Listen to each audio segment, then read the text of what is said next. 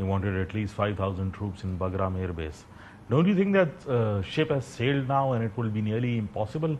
My question to you is that how impractical is this, or is there any way that there can be some sort of reconciliation through which Bagram can still be handed over? Well, I think it's difficult for two reasons. One, Bagram is very symbolic for the Taliban. It's where Anas Haqqani was held in prison. It's where other Taliban members were held in prison. It's where U.S. aircraft used to take off from and bombard the Taliban. So for them to hand it over to the Trump administration would really put their own legitimacy in question. And then secondly, logistically it would be quite difficult. I mean, he said 5,000 troops, but you would need force protection. It's not as if the United States trusts the Taliban, and there's also ISK roaming around. So it would be difficult to re-secure that base. It would be very costly. So in terms of Taliban's own credibility, but even if it's coming in from the United States, which obviously is, one of the economic backbones and guarantor to the entire Doha agreement as well. But the Taliban have moved on in the last 4 to 5 years, and we've seen them building up relationships with China as well as the United States. My question here specifically is related to the Chinese part of it, because in Donald Trump's approach, it's very clear there were no minced words in it, in which he's actually stressed about what the reason for Bagram is and how he requires it for reasons to come to China. Yeah, well, look, I actually think the Chinese are going to laugh to themselves if the Trump administration actually goes through with this, because they'll be busy building ships and building a modern navy, and the Trump administration is going to be busy trying to take over Bagram again. I understand that it's strategically close to alleged Chinese nuclear sites, but it's an old approach to warfare, and I think the Chinese are busy modernizing their military. But do you think that the entire way that this argument is phrased, does it actually make sense, or is there something else, a pressure from somewhere else to ask for something else? Do you think that that could be one of the reasons as well? It could be. It's hard to know with the Trump administration. It could be one of a few things. It could be that the Trump administration is simply saying this to annoy China as part of its strategy. It could be for domestic political reasons. There's always been a lot of criticism from the Republicans for abandoning Bagram and for Biden's withdrawal, and it could be that Trump simply wants to get back Bagram so he can say, look, Biden left Bagram and I had to go get it back, and to score political points at home.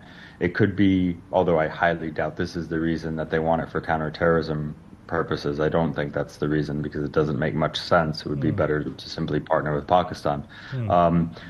So I think the reasons are either that it actually views it as a strategic asset against China, or it's being used as a political prop. But even if you look at it in terms of the larger politics that surround this entire Bagram debate and the wider connotations attached to it, we've seen him meeting Pakistani leadership, we've seen him meeting the Middle Eastern and Gulf country leadership as well on the sides of the UNGA. But simultaneously, we've seen some words being exchanged on the Russian-Ukraine front as well. Do you think Bagram sort of centers in any of these arguments the way that the United States is framing its policy right now? Do I think Bagram centers in terms of Russia and Ukraine? Yeah. It's possible, but no, I don't think that's the main driver. I don't think that's the main driver of Bagram. But we've also seen, in recent times, the House passing a sort of a bill for the next, intelligence sharing formula as well, saying that they'll be able to share intelligence with opposing factions to the Afghan Taliban by next year. That bill still has to sail through different processes as well for becoming part of the entire act. But do you think that there is a sort of a toleration where the Taliban have sort of, exasperated the sort of waiting and patience of the United States, and that's why we see all of this coming in together? Oh, you're talking about the amendment to the NDA. First of all, I'd be shocked if they're not already sharing intelligence with Afghan opposition in a sort of clandestine way. But who knows how those things work? But in terms of Congress, members of Congress trying to make it an official policy, Yeah, that's to be expected, although I think the opposition doesn't really have much strength in Afghanistan. But no, even that, I don't think that's the reason. I don't think President Trump operates in that kind of way that's coordinated with Congress or even responds to much pressure from Congress. I think it really probably has to do with either the political messaging at home where he wants to say, look, I went and got Bagram back and Hmm. Joe Biden abandoned it, Hmm. probably combined a little bit with a view from his Pentagon that if they have this base and it's close to China, it's a strategic asset. His Pentagon looks at things in a very basic kind of old school way, which is why wouldn't we have a base that's close to China if we could have a base that's Hmm. close to China? So that's their mentality. So one last question before I let you go, Adam. In terms of the future prospects for Afghanistan, the way that things have shaped up till now, based on these current statements as well as coming in from different parts of Pakistan as well, from different segments within Pakistan as well, what do you see in the near future? By the end of this year, how do we see Afghanistan?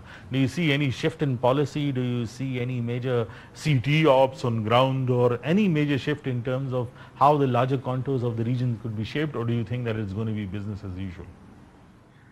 Look, it's always possible. I'm not in government, so everything I say is speculative. But with the Trump administration, it's always possible that they come up with some grand bargain with the Taliban, where perhaps some amount of U.S. troops are allowed to be in Bagram, and then they say, and then to the United States, President Trump to U.S. citizens, he says, "Hey, we've taken back Bagram," but in reality, he hasn't. He just has some troops there, and in Hmm. exchange he offers the Taliban recognition, and then we have normalized relations. That's possible. I mean, look what's going on in Syria. Hmm. The president of Syria, who had a $10 million bounty on his Yeah. head, similar to Sirajuddin Haqqani, Hmm. is meeting with Trump and is going to address the UN General Assembly. So anything is possible. Hmm. Thank you very much. Thank you, Adam.